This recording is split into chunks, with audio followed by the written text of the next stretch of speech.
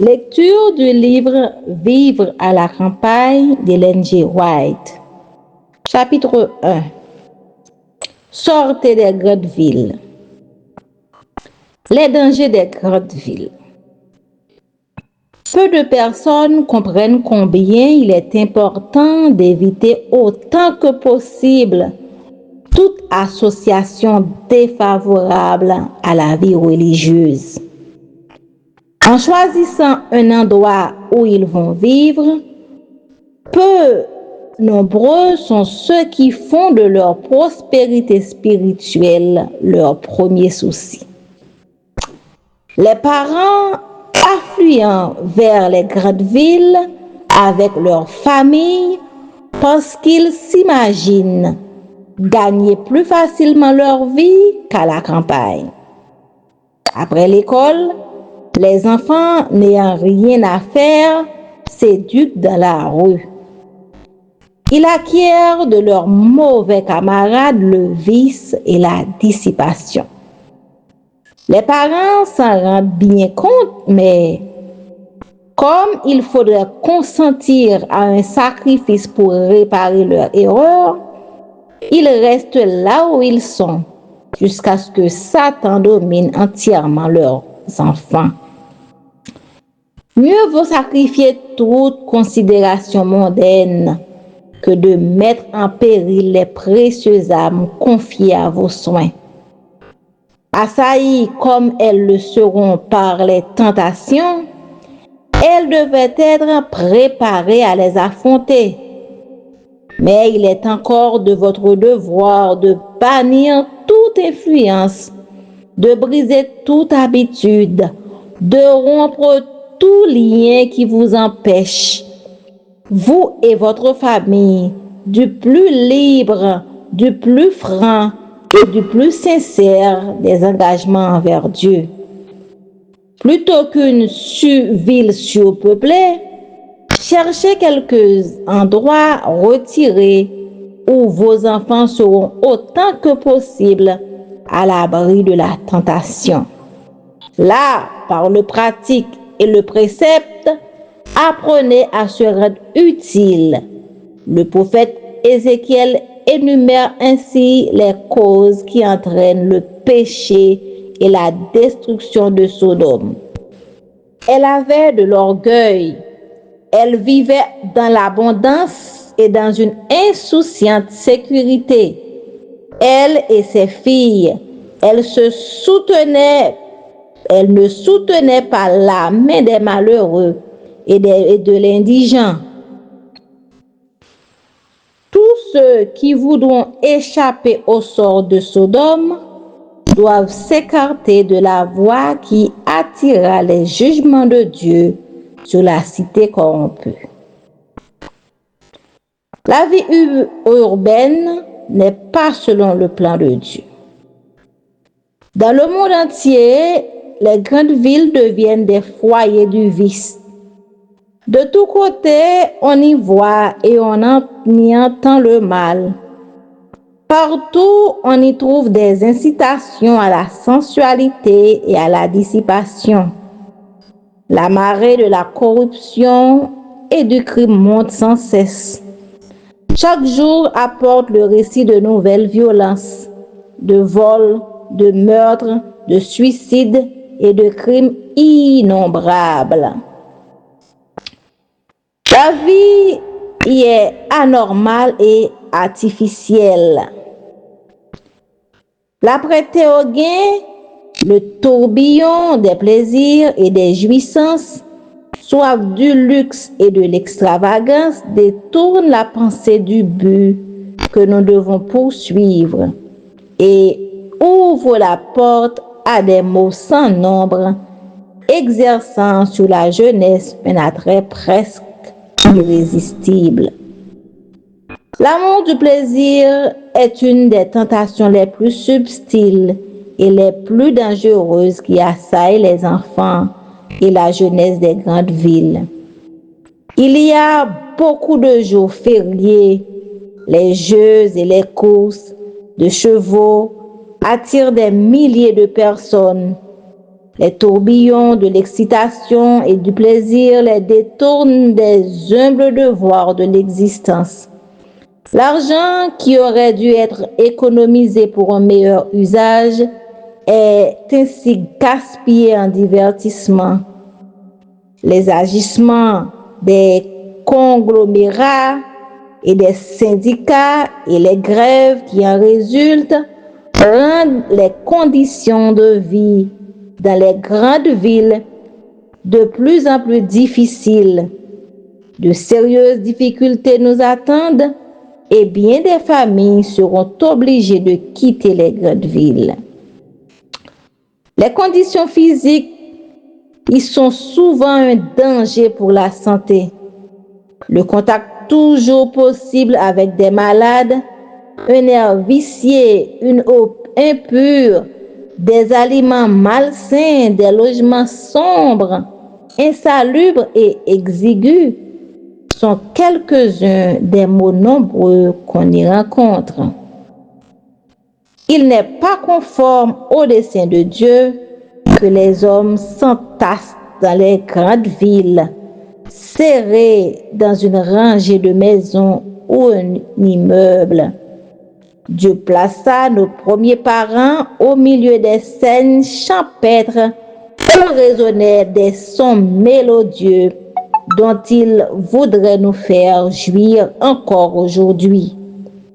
Plus nous nous rapprochons du plan originel de Dieu, plus il nous sera possible de conserver notre santé physique, mentale et spirituelle.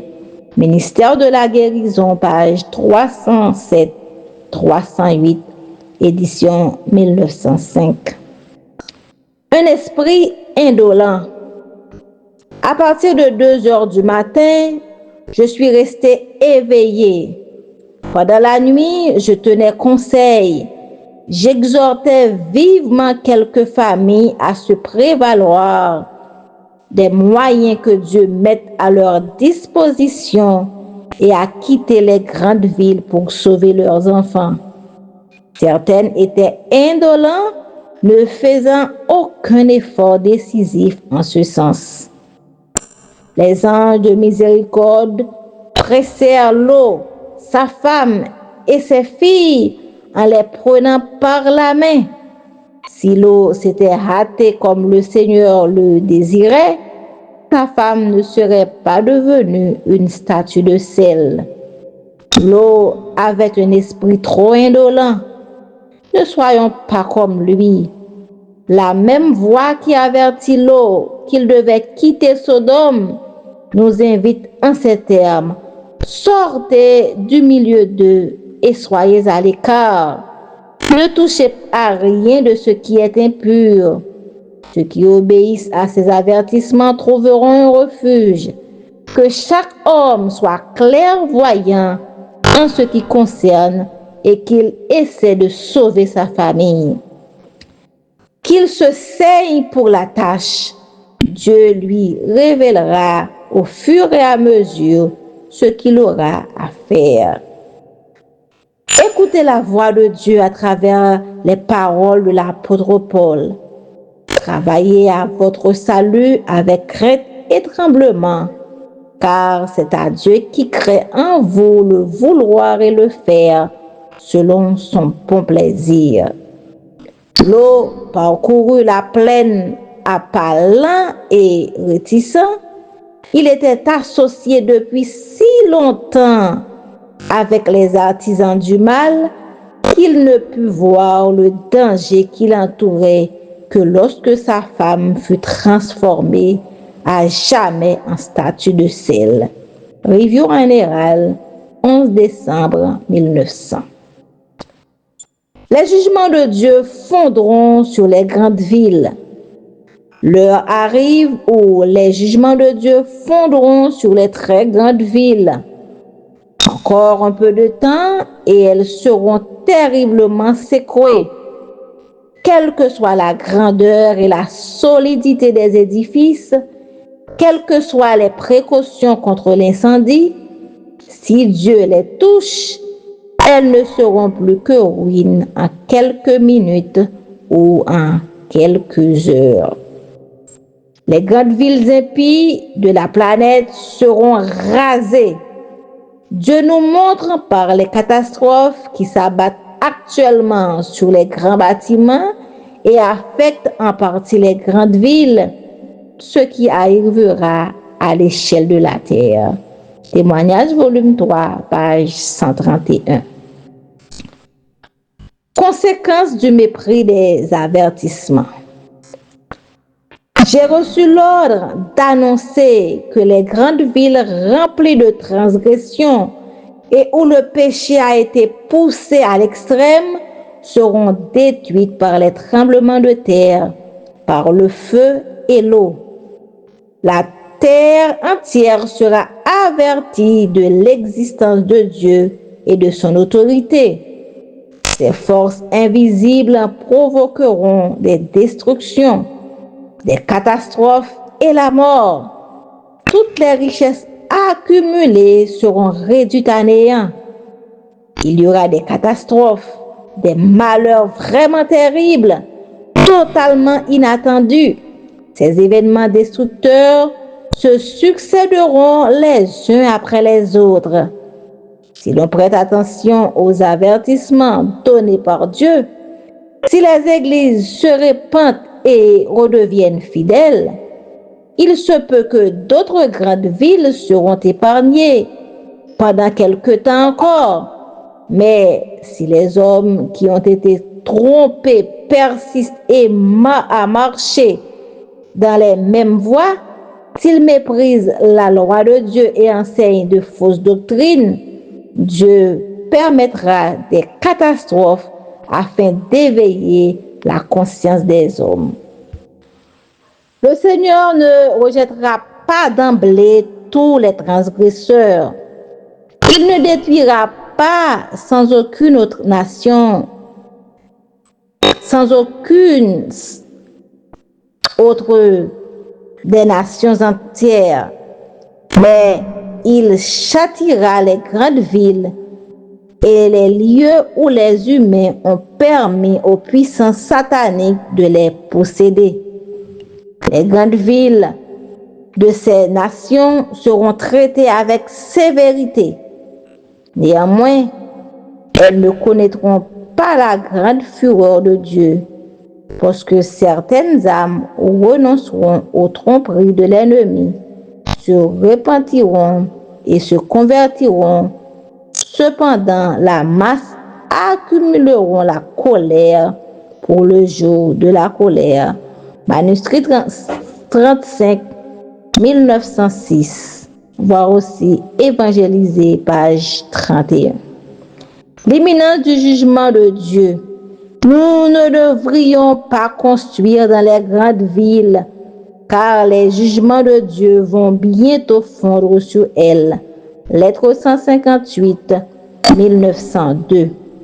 Le temps est proche où les très grandes villes seront balayées par les jugements divins et nous devrions avertir tout le monde. Manuscrit 53, 1910. Oh, si seulement le peuple de Dieu présentait l'imminence de la destruction de milliers de grandes villes qui s'adonnent presque tout entière à l'idolâtrie. Review and Herald, 10 septembre 1903. La vision d'une grande destruction. Une scène très impressionnante me fut présentée vendredi dernier, peu avant mon réveil. J'eus la sensation de me réveiller dans un endroit qui n'était pas ma maison. Des fenêtres, je pus assister à un terrible incendie.